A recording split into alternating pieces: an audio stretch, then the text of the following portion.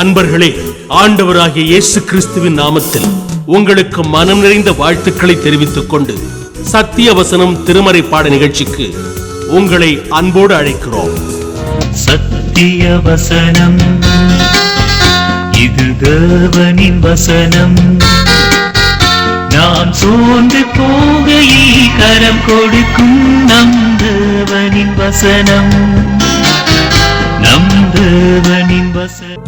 இன்று அவருடைய சத்தத்தை கேட்பீர்களாகில், கோபமூட்டுதலில் நடந்தது போல உங்கள் இருதயங்களை கடினப்படுத்தாதிருங்கள் என்று சொல்லி இருக்கிறதே.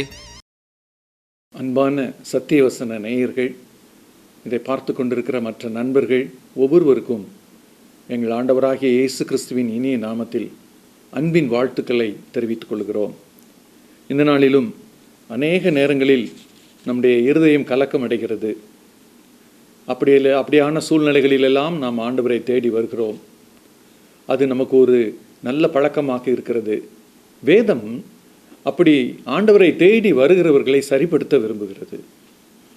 அவரை தேடி வருகிற ஒவ்வொருவரையும் தம்முடைய வசனங்களினாலும் தம்முடைய வல்லமையினாலும் அவர்களோடு பேசி அவர்களை சரியான வழியிலே தேவன் தன்னைப் போலவே அவர் மாற்றுகிறார், இயேசுவை போலவே அவர் மாற்றுகிறார். அனுதினமும் நம்முடைய வாழ்க்கையில் வேதம் படிக்கும்போது நாம் ஒவ்வொரு நாளும் அவரை போல மாறிக்கொண்டிருக்கிறோம். வேத புத்தகம் அநேக ஆசீர்வாதங்களை நமக்கு தருகிற புத்தகம், அதே நேரத்தில் நம்மை எச்சரிக்கும் புத்தகம் என்று கூட அதை சொல்லலாம். ஆசீர்வாதமான பகுதிகளை அதை படிக்க விரும்புகிற நாம் அநேக நேரங்களிலே எச்சரிப்பின் தொனியை நாம் அநேக நேரங்களிலே கேட்பதில்லை. இன்று நாம் தலைப்பாக ஒரு வார்த்தையை சிந்திக்கலாம். உங்கள் இருதயங்களை கடினப்படுத்தாதேயுங்கள். எபிரேயர் 3:15 நாம் வாசிக்கிறோம். ஆண்டவராகிய இயேசு கிறிஸ்து பல வார்த்தைகளை அவர் பேசி சென்றிருக்கிறார், தம்முடைய சீஷர்களுக்கு சொல்லி சென்றிருக்கிறார். முழு வேதாகமத்தை நாம் படிப்போம் என்று சொன்னால், பழைய ஏற்பாட்டிலே ஆண்டவருக்காக எழும்பி நின்ற பல ஆண்டவருடைய பிள்ளைகள் நமக்கு பல போதனைகளை எழுதி வைத்திருக்கிறார்கள், பல முன்மாதிரிகளை எழுதி வைத்திருக்கிறார்கள், பல எச்சரிப்பையும் எழுதி வைத்திருக்கிறார்கள். அப்படித்தான் நாம் இன்று ஒரு காரியத்தை பார்க்கிறோம். அது யாத்திரையாகமத்திலே பார்வோனை குறித்து வருகிற காரியங்களை நாம் சற்று யோசித்து பார்ப்போம். இந்த பார்வோன் எகிப்து தேசத்து மன்னனாக யாத்திரையாகமம் 5வது அதிகாரத்தில் அறிமுகமாகிறார். அவரோடு மோசே பேசுகிறதை நாம் அங்கே வாசித்து பார்க்கிறோம். அப்படி பேசும்போது அவர் கேட்ட காரியத்தை மறுத்து விடுகிறதையும் நாம் வாசித்து பார்க்கிறோம். இன்று நான் உங்களோடு பகிர்ந்து கொள்ள வேண்டிய ஒரு முக்கியமான ஒரு காரியம், அந்த மனிதர், அந்த பார்வோன் என்கிற மன்னர், அவருடைய இருதயம் கடினப்பட்டவராக வேத புத்தகத்திலே நமக்கு எடுத்து காட்டப்படுகிறார். அவருக்கு இருதய கடினம் வந்துவிட்டது, இருதய கடினத்தினால் அவர் பாதிக்கப்பட்டார் என்கிற செய்தி தொடர்ந்து 5வது அதிகாரத்திலிருந்து 12வது அதிகாரம் வரைக்கும் நாம் பார்க்க முடிகிறது. ஆண்டவர் எல்லாரையும் நேசிக்கிறாரு. பார்வோனையும் கூட ஆண்டவர் மென்மையாகத்தான் கேட்டு எல்லா காரியங்களையும் செய்ய வேண்டும் என்று மோசையும் ஆரோனையும் பயன்படுத்துகிறார். ஆனால் பார்வோன் அதற்கு செவிகொடாமல் தன்னுடைய வித்தியாசமான போக்கை அவருக்கு காண்பிக்கிறான். பெருமை பிடித்த அல்லது பெருமையினால் நிறைந்த ஒரு உள்ளம் எப்போதுமே இருதய கடினத்துக்கு நேராக வழிநடத்தப்படும். நாம் அநேகர் அந்த ஆபத்தை அறியாதிருக்கிறோம். பெருமையை குறித்து நாம் அதிக எச்சரிப்பாக இருக்க வேண்டும். பெருமை நம்முடைய உள்ளத்தை ஆட்கொள்ளும் போது நிச்சயமாக நம்முடைய இருதயம், மென்மையாய் இருக்க வேண்டிய இருதயம், கடவுளுக்கு செவி கொடுக்க வேண்டிய இருதயம், கடவுளுடைய வார்த்தைகளுக்கு செவி கொடுக்க மாட்டேன் என்று சொல்லி கடினமாக்கி விடுகிறது. இங்கே நாம் பார்க்கிறோம், 5வது அதிகாரத்திலே அவருடைய இருதய கடினம் ஆரம்பிக்கிறது. ஆண்டவர் எல்லாருக்குமே சம வாய்ப்புகளை கொடுக்கிறவர். மோசே, ஆரோன் அங்கே இருக்கிறாங்க, இஸ்ரேல் மக்கள் இருக்கிறாங்க, எகிப்து மக்கள் இருக்காங்க, பார்வோன் இருக்காரு. எல்லாருக்கும் ஆண்டவர் வாய்ப்பு கொடுக்கவே விரும்புகிற ஆண்டவராக இருக்கிறார். அவர் கண்ணு முன்னால் ஒரு சாஃப்டான வழியை, நேர்மையான வழியை காமிக்கிறாரு. அதை ரிஜெக்ட் பண்ணும்போது மனிதர்கள் ஆபத்தான வழிகளை தாங்களே தெரிந்தெடுத்துக் கொள்கிறார்கள். பார்வோனுக்கு அப்படிப்பட்ட ஒரு சூழ்நிலை வரும்போது அவர் கர்த்தரை புறந்தள்ளிவிட்டு, எனக்கு ஆபத்து வந்தாலும் பரவாயில்லை, என் ஜனங்களுக்கு வாதை வந்தாலும் பரவாயில்லை, நான் மாட்டேன், கீழ்ப்படிய மாட்டேன் என்கிற வழியவே நான் தெரிந்தெடுப்பேன் என்று சொல்லி அவர் எடுக்கிறதை பார்க்கிறோம். முதலாவது குறிப்பாக நான் உங்களோடு கூட பகிர்ந்து கொள்வது, பார்வோனே தவறான வழியை தெரிந்து கொள்ளுகிறார். யாரும் வாதைங்கிற வழியையோ வாதை என்கிற சூழ்நிலையோ யாரும் அவருக்கு திணிக்கலை. அவரே என்ன செய்கிறாருன்னு சொன்னால், ஒரு நியாயமும் கூட இல்லாமல், நீங்கள் இஸ்ரவேல் புத்திரருடைய அந்த சரித்திரத்தை முன்னோக்கி பார்ப்பீர்கள் என்று சொன்னால், அவர்கள் யோசேப்பு அவங்க அப்பாவையும் சகோதரர்களையும் அவங்க குடும்பத்தையும் அழைத்து வந்து கோசேன் நாட்டில் வைக்கிறார். ஒரு 70 பேரோடு ஆரம்பித்த அந்த வாழ்க்கை அவர்கள் பலுகி பெருகி பெரிய கூட்ட ஜனங்களாக அவர் மாறுகிறார்கள். அவர்கள் அந்த தேசத்திலே அடிமைகளாக்கப்பட்டார்கள். வேதம் சொல்லுகிறது, யோசேப்பை அறியாத ராஜா தோன்றிய காலத்தில் எல்லாமே மாறிவிட்டது. அவர்கள் அங்கே கடினமாக நடத்தப்பட்டார்கள். வேலைக்காரர்களைப் போல் ஒடுக்கப்பட்டார்கள். அவர்களுடைய உழைப்பு உறிஞ்சி எடுக்கப்பட்டது. அப்போ ஆண்டவர் வந்து அவங்கள கண்ணோக்கி பார்க்கிறார். அவங்களும் கூக்குரல் இடுறாங்க, ஆண்டவரே எங்களை ரட்சியும், எங்களுக்கு இப்படிப்பட்ட சூழ்நிலை இருக்கிறது என்று சொல்லி ஆண்டவரை நோக்கி பார்க்கும்போது ஆண்டவர் விடுதலைக்கான காரியங்களே அவர் செய்கிறார். அப்போது தான் பார்வோன் நடுவில் வருகிறார். ஆண்டவர் வந்து அவரை பார்க்குறாரு. அவர் தெரிந்து கொள்ளும் வழி எப்படிப்பட்ட வழியாக இருக்குதுன்னா, நீங்கள் சொல்கிறத நான் கேட்க மாட்டேன், எனக்கு எத்தனை வாதம் நீங்கள் கொடுத்தாலும் பரவாயில்ல, நான் ஏன் நிலைமையிலிருந்து, என்னுடைய இந்த பெருமையான நிலையிலிருந்து நான் மாற மாட்டேன். நான் ராஜா, நான் சொல்கிறது தான் கேட்கணும், நான் சொல்கிறது தான் எல்லாரும் கேட்கணும். நீங்கள் கர்த்தர்னு சொல்லி ஆரோனும் மோசையும் சொல்கிறாங்க, நான் கேட்க மாட்டேன். இன்றும் கூட அநேக நேரங்களிலே இப்படிப்பட்ட மனிதர்களை நாம் பார்க்கிறோம். கர்த்தர் யார் என்று கேட்கிற மனிதர்கள் இன்றும் இருக்கத்தான் செய்கிறார்கள். அப்படிப்பட்ட சூழ்நிலையிலே பார்வோனுக்கு ஆண்டவர் என்ன பாடத்தை வைத்திருந்தார் என்று சொன்னால், அவனுக்கும் அவனை சார்ந்த மக்களுக்கும் ஆண்டவர் 10 வாதைகளை அனுமதிக்கிறார். நீங்கள் வேதத்தில் நீங்கள் வாசித்து பார்த்தீங்கன்னா, நம்ம ஒவ்வொரு வாதையாக நம்ம எடுத்து பார்க்க போகிறதில்லை. முக்கியமான ஒரு சில காரியங்களை நாம் பார்க்கிறோம். அந்த வாதை ஆரம்பிக்கிறது கிட்டத்தட்ட நம்ம பார்க்கும்போது 5வது அதிகாரத்துக்கு பிறகே ஆண்டவர் ஒவ்வொன்றாக செய்ய ஆரம்பிக்கிறார். ஒவ்வொன்றிலும் அவனுடைய இருதயம் கடினப்படுவதை அங்கே பதிவு பண்ணப்பட்டிருக்கிறது. நீங்கள் வாசித்து பார்ப்பீங்கன்னு சொன்னால், அங்கே வந்து மீண்டும் மீண்டும் மீண்டும் என்ன நடந்தாலும் சரி, பார்வோனுடைய இருதயம் கடினப்பட்டது, பார்வோனுடைய இருதயம் கடினமானது. இப்படியே நாம் கடைசி வாதை வரைக்கும் நம்ம வாசித்து பார்க்கலாம். அதில் முதல் 2 வாதைகளை நீங்கள் யோசித்து பார்ப்பீங்கன்னு சொன்னால், அங்கே இருக்கிற மந்திரவாதிகளும் செய்கிறாங்க.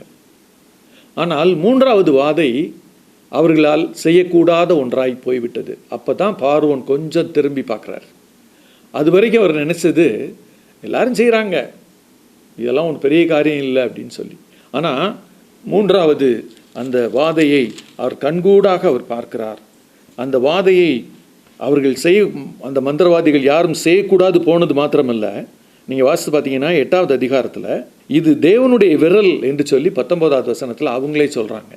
ஒன்றும் செய்ய முடியாது, இது தேவனுடைய விரல், நீங்கள் தேவனை எதிர்த்து கடவுளை எதிர்த்து சண்டை போட்டுக்கிட்டு இருக்கீங்க அப்படின்னு சொல்லி அவங்க தெளிவாக சொல்லுகிறார்கள். ஆனால் இந்த 3வது வாதையின் போது பார்வோன் ஒன்றை கற்றுக்கொள்கிறார். ஆனால் கற்றுக்கொண்டும் பிரயோஜனம் இல்லாமல் போகிறது. என்ன கற்றுக்கொள்கிறார்? ஜெபிப்பதை குறித்து அவர் கற்றுக்கொள்கிறார். நீங்கள் 9வது வசனத்தில், யாத்திராகமம் 8வது அதிகாரம் 9வது வசனத்தில், மோசே பார்வோனை நோக்கி, தவளைகள் மாத்திரம் இருக்கத்தக்கதாய் அவைகளை உம்மிடத்திலும் உம்முடைய வீட்டிலும் இல்லாமல் ஒளிந்து போகும்படி செய்ய உமக்காகவும் உம்முடைய ஊழியக்காரருக்காகவும் உம்முடைய ஜனங்களுக்காகவும் நான் விண்ணப்பம் பண்ண வேண்டிய காலத்தை குறிக்கும் மேன்மை உமக்கே இருப்பதாக. இப்போ என்ன உங்களுக்குள்ளே வருகிறது என்று சொன்னால், நான் ஜெபம் பண்ணும்போது, நான் விண்ணப்பம் பண்ணும்போது ஆண்டவர் ரிமூவ் பண்ணுவார். இது எத்தனை நாள் இருக்கட்டும்ங்கிறத நீங்களே முடிவு பண்ணுங்க அப்படின்னு மோசே சொல்லுகிறார். அதற்கு பார்வோன் சொல்கிறாரு, நாளைக்கு அப்படின்னு சொல்கிறார். வேத பண்டிதர்கள் சொல்கிறாங்க, அவர் எப்படி யோசித்திருக்க கூடும் என்று சொன்னால், தவளை தானே, ஒரு நாளில் தவி போயிடும், இதுக்கு போய் நம்ம என்ன செய்யணும், எதுக்காக கர்த்தருக்கு கீழ்ப்படியணும், அவருக்கு கீழ்ப்படிந்து ஏன் ஜனங்களை அனுப்பணும். ஆனால் தவளைகள் போகாதது மாத்திரமல்ல, திரும்பவுமாய் மோசே என்ன மாதிரி ஜெபம் பண்ணானோ, என்ன மாதிரி ஆண்டவர் இடத்துல கேட்டானோ, அப்போ கரெக்டாக அவர் ஆண்டவர் என்ன செய்கிறாருன்னா தவளைகள் அங்கே செத்து போக பண்ணும்படி செய்கிறார். அவர் நினச்சாரு தவி போயிடும் அப்படின்னு நினச்சாரு. ஆனால் நீங்கள் வாசித்து பார்த்தீங்கன்னா எகிப்தே நாறி போனது. அவர்கள் அத்தனையும் சுத்தப்படுத்த வேண்டிய கட்டாயத்திற்குள்ளாக தள்ளப்பட்டார்கள். இதை வாசித்து பார்க்கிற நமக்கு ஆண்டவர் ஒரு காரியத்தை சொல்லுகிறார். ஆண்டவரோடு போர் புரியக்கூடாது. ஆண்டவர் சொல்லும்போது கீழ்ப்படிய வேண்டும். ஆண்டவர் நம்மை அழைக்கும்போது அவருக்கு செவிமடுக்க வேண்டும். நம்முடைய பாவ வாழ்க்கையிலே வாழும் ஒவ்வொரு மனிதனையும் ஆண்டவர் அழைக்கிறார்.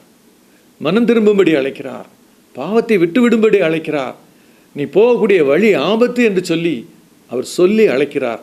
ஆனால் எத்தனை முறை நாம் அவருடைய சத்தத்துக்கு செவி கொடாமல் கர்த்தருக்கு நான் ஏன் கீழ்ப்படிய வேண்டும் என்று சொல்லி நாம் கேட்கிற போதெல்லாம் நமக்கு யார் நினைவு வரணும் தெரியுமா? பார்வோன் அப்படித்தான் கேட்டார். அவருக்கு கீழ்ப்படிய அவர் யார்? அவருக்கு நான் கீழ்ப்படிய வேண்டிய அவசியம் இல்லை. இன்றும் கூட நாம் அப்படி சொல்லுகிறோம் அல்லவா? எத்தனையோ பேர் வேதத்தை வாசிக்கிறவர்கள் கூட, எத்தனையோ பேர் ஆலயத்துக்கு ஒழுங்காக போகிறவர்கள் கூட அநேக நேரங்களிலே சோர்ந்து போய் கீழ்ப்படிய மறுக்கும் சூழ்நிலையை அவர்கள் சர்வசாதாரணமாக கையாளுவதை பார்க்கிறோமே. ஆண்டவர் அவருக்கு எதிர்த்து நிற்கும் ஒவ்வொரு மனிதனையும் பரிதாபத்தோடு பார்க்கிறார். அவனே அவன் வழியை கெடுத்துக்கிறானே, அவனே அவனுக்கு ஆபத்து கொண்டு வர முற்படுகிறானே, இப்படித்தான் ஆண்டவர் பார்ப்பார். நீங்கள் பார்த்தீங்கன்னு சொன்னால் தொடர்ச்சியாக அதை நாம் பார்க்கலாம். ஆண்டவர் திரும்பவும் திரும்பவுமாக திருந்திக் கொள்ள வாய்ப்பளிக்கிற தேவன். இரண்டாவது குறிப்பாக திருந்திக் கொள்வதற்காகத்தான் ஆண்டவர் வாதைகளை அனுப்பி அவனுக்கு திருந்துவதற்கு ஒரு வாய்ப்பை தருகிறார். நமக்கும் கூட ஆண்டவர் திரும்பவும் திரும்பவுமாய் திருந்திக் கொள்வதற்கு வாய்ப்பை தருகிறார். ஒருவேளை சில தண்டனைகள் நம்மோடு பேசும், சில இக்கட்டான சூழ்நிலைகள் நம்மை சிந்திக்க வைக்கும். ஏன் எனக்கு மாத்திரம் இது நடக்குது, அல்லது ஏன் எனக்கு சரியான காரியங்கள் நடக்க மாட்டேங்குது?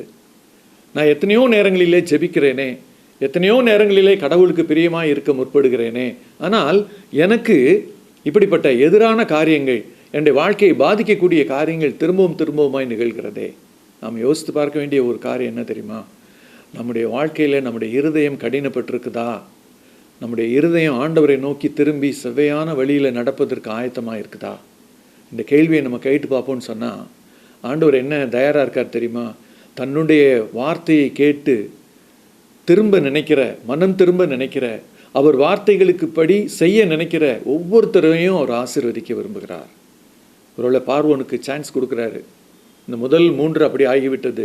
திரும்ப 4வது வாதையிலிருந்து 10வது வாதை வரைக்கும் நீங்கள் பார்த்தீங்கன்னா அவர் இருதய கடினம் என்பது மாறவே இல்லை. அதுக்கு ஒரு காரணம் சொல்லப்பட்டிருக்கிறது. 8வது அதிகாரம் 15வது வசனத்தில் நீங்கள் வாசித்தீங்கன்னா, காரியம் லகுவாக முடிந்ததும் அவர் மாறிவிடுகிறார். இது கூட நாம் பார்வோனிடத்திலிருந்து காணப்படுகிற ஒரு தவறான ஒரு குணாதிசயமாக நாம் பார்க்கலாம். நாம் கூட என்ன செய்கிறோம்னா, நமக்கு காரியம் நடந்துருச்சுன்னா உடனே ஆண்டவரை விட்டு ஓடுகிறதான் பார்க்குறோம்.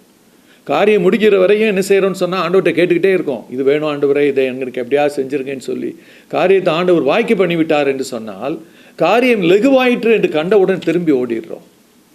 பார்வோன் தான் செஞ்சார்.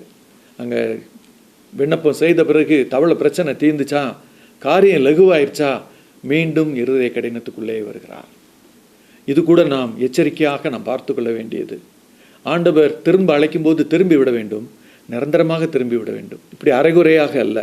நீங்கள் 4லிருந்து 10 வாதைகளை நீங்கள் பார்க்கும்போது ஆண்டவர் இன்னொரு காரியத்தை செய்கிறார். அவனுடைய வாழ்க்கையிலே வாதைகளை குறித்து ரொம்ப யோசிக்காது இருந்த அவனுக்கு ஆண்டவர் ஒரு சிந்தனையை கொடுக்கிறார். அது 8வது அதிகாரத்தில் வண்டுகளை அனுப்பும்போது 22வது வசனத்தில், இஸ்ரவேல் ஜனங்கள் இருக்கிற கோசேன் நாட்டில் அந்நாளில் வண்டுகள் வராதபடி அந்த நாட்டை விசேஷப்படுத்துகிறார். ஒரு வித்தியாசத்தை காமிக்கிறார். உனக்கும் உன் ஜனங்களுக்கும் இந்த வாதை, ஆனால் இஸ்ரவேல் மக்களுக்கு அந்த வாதை இல்லை. இந்த வித்தியாசம் பார்வோனை யோசிக்க செய்திருக்க வேண்டும். ஏன் இப்படி நடக்குது? அப்போ அதே மாதிரி நடக்கணும்னா அவங்கள போல நானும் ஆண்டவருடைய வார்த்தைகளை விசுவாசிக்கிறவர்களாக நம்ம மாறிட்டா நல்லதே. அப்படி அவர் யோசிக்கவில்லை. அந்த பார்வையே அவர் பார்க்கவில்லை. ஆண்டவர் அதை பார்க்கும்படி தான் அதை அனுமதிக்கிறார். ஒரு வித்தியாசத்தை பார்க்கட்டோமே, ஆனால் திரும்பி பார்க்கவே இல்லை. ஆனால் ஒரு காரியத்தை செய்கிறாரு. கடுமையான நிலைமையில் இருந்தவர் கொஞ்சம் கொஞ்சமாக இறங்கி வர்றாரு. நீங்கள் பார்த்தீங்கன்னா 8வது அதிகாரம் 25வது வசனத்தில் என்ன சொல்கிறாரு, நீங்கள் இங்கேயே ஆண்டவருக்கு பலியிடுங்கிறாரு. விட மாட்டேன்னு சொன்னவர் இங்கேயே பலியிடுங்கிறாரு. அவங்க வேணான்னு சொல்லிடுறாங்க. திரும்ப 9வது அதிகாரம் 27வது வசனத்துக்கு உங்களுடைய கவனத்தை திருப்புவீர்களானால் ரொம்ப கடினமான ஒரு வார்த்தையை நம்ம போல அவர் சொல்கிறார். நான் இந்த முறை பாவம் செய்தேன், கர்த்தர் நீதி உள்ளவர், நானும் என் ஜனமும் துன்மார்க்கர் அறிக்கை பண்ணுறாரு. ஆனால் அடுத்த சில வசனங்களிலே அந்த கல்மலை நின்றவுடன், அந்த வாதை நின்றவுடன் திரும்பவுமாய் இருதயத்தை கடினப்படுத்தி விடுகிறார். அப்படியானால் அவர் திரும்பவுமாய் கொஞ்சம் இறங்கி வர்றாரு, திரும்ப மேலே ஏறிடுறாரு. அவருக்கு என்ன மனம் இல்லை, இருதயத்தை லகுவாக்க, இருதயத்தை ஆண்டவர் பக்கம் திருப்புவதற்கு அவருக்கு விருப்பமே இல்லை. 3வது ஒரு குறிப்பை நான் சொல்லி முடிக்க விரும்புகிறேன். கடைசி வாதை அவருக்கு ஒரு மாற்றத்தை தந்தது. கடைசி வாதை என்ன? ரொம்ப பயங்கரமான வாதை. எகிப்து தேசத்தில் பார்வோன் தொடங்கி எல்லா தலையீற்றுகளும் அழிக்கப்படும் என்று சொல்லி, ஆனால் அதே நேரத்தில் இஸ்ரவேல் மக்கள் பஸ்கா அனுசரித்து ஆட்டை அவர்கள் அடித்து அந்த இரத்தத்தை நிலைக்காலிலே பூசும்போது சங்கார தூதன் அவர்களை காப்பாற்றி கடந்து வருவார். அதே சங்கார தூதன் எகிப்து தேசத்தில் உள்ள எல்லா தலையீற்றையும் அழிப்பார்.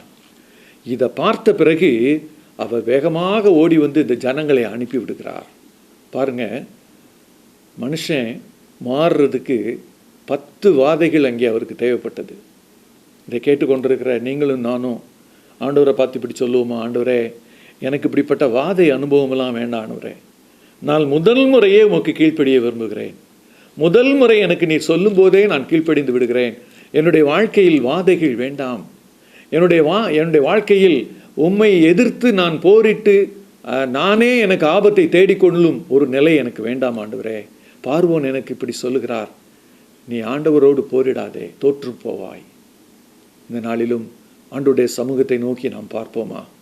நம்முடைய நிலைமைகளிலே ஆண்டவருக்கு விரோதமாக நாம் தொடர்ந்து செயல்பட்டு இருதயத்தை கடினமானதாக மாற்றி வைத்திருக்கிறோம் என்றால் ஆண்டவர் பார்வோனை காண்பிக்கிறார். பார் எவ்வளோ பெரிய பாதிப்பு, அங்கே பார் இஸ்ரவேல் ஜனங்களை பார், நான் அவர்களோடு துணை நிற்கும்போது எவ்வளவு ஆசீர்வாதமான வாழ்க்கை. இன்றைக்கு எதை தெரிந்து கொள்ளப் போகிறோம்? கண்களை மூடி ஜெபிக்கலாமா? எங்களை அதிகமாக நேசிக்கிற எங்கள் அன்பின் பரம தகப்பனே, பார்வோன் எங்களுக்கு அநேக நேரங்களிலே நாங்கள் வாசித்து விட்டு கடந்து போகிற ஒரு பாத்திரம் வேத புத்தகத்திலே. ஆனால் அவர் செய்ததை குறித்து நாங்கள் யோசிக்கும்போது வேதம் எங்களை கண்டிக்கிறதை நாங்கள் பார்க்கிறோம். நீர் கூட யோவான் 5ஆம் அதிகாரத்திலே சுகப்படுத்தும் போது நீ அதிக கேடு வராதபடிக்கு இனி பாவம் செய்யாதே என்று சொல்லி அந்த மனிதனுக்கு ஒரு எச்சரிக்கையை கொடுத்து அனுப்பினீர் சுவாமி. அதே போல அவரை விட்டு தூரம் போகக்கூடாது, இஸ்ரவேல் மக்களை அனுப்பிவிட வேண்டும், கர்த்தருடைய சத்தத்துக்கு கீழ்ப்படிய வேண்டும் என்று சொல்லி ஒரு விருப்பம் கொஞ்சம் கூட அவருக்கு இல்லாமல் போனது பார்வோனுக்கு. இதை நாங்கள் வாசித்து பார்க்கிறோம். எங்களுடைய இருதயத்தில் எங்களை ஆராய்ந்து பார்க்கிறோம். ஒருவேளை அநேக முறை பார்வோனை போல உம்முடைய வார்த்தைகளுக்கு நாங்கள் எதிர்த்து நிற்கிறோம். நீர் செய்ய சொல்லுவதை செய்ய மாட்டோம் என்று சொல்லி எதிர்த்து நிற்கிறோம். எங்களுடைய வாழ்க்கையில் ஏன் வாதைகள் இருக்கிறது, ஏன் துன்பங்கள் இருக்கிறது, ஏன் பிரச்சனைகள் இருக்கிறது என்ற கேள்விகளை நாங்கள் யோசித்து பார்க்கும்போது ஒருவேளை பார்வோனை போல நாங்களும் உம்மை விட்டு விலகி நின்று கர்த்தர் யார், அவருக்கு நான் ஏன் கீழ்ப்படிய வேண்டும் என்று சொல்லி இருதயத்தை கடினப்படுத்தி வைத்திருந்தோமானால் எங்களை மன்னிக்கும்படி ஜெபிக்கிறோம். இன்றைக்கி அந்த இருதய கடினங்களெல்லாம் உடைத்து எறிந்து கர்த்தர் எங்களுக்கு ஒரு நல்ல இருதயத்தை, நவமான இருதயத்தை கொடுத்து அதில் ஆவியானவரை தந்து நாங்கள் உண்மை தேடவும் உண்மை பற்றிக்கொள்ளவும் உமக்காக வாழவும் நீர் உதவி செய்யும்படி ஜெபிக்கிறோம். நன்றியோடு துதிக்கிறோம், ஸ்தோத்திரிக்கிறோம். இயேசு கிறிஸ்துவின் இனிய நாமத்தில் ஜெபத்தை ஏறெடுக்கிறோம் எங்கள் ஜீவனுள்ள நல்ல பரம தகப்பனே. ஆமென்.